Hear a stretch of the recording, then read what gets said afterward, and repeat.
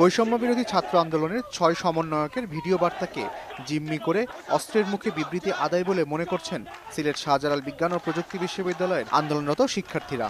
এরই প্রতিবাদে এবং গুম গ্রেপ্তারকৃতদের মুক্তি, মিথ্যা মামলা প্রত্যাহার ও ছাত্র জনতা হত্যার বিচারের দাবিতে বিক্ষোভ মিছিল ও অবস্থান কর্মসূচি পালন করেছেন তারা।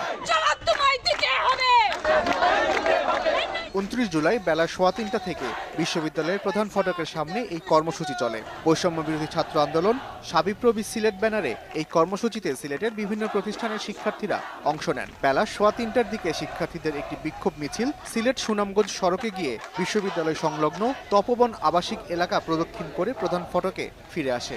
এরপর সেখানে অবস্থান নিয়ে সংক্ষিপ্ত সমাবেশ করেন আন্দোলনকারীরা।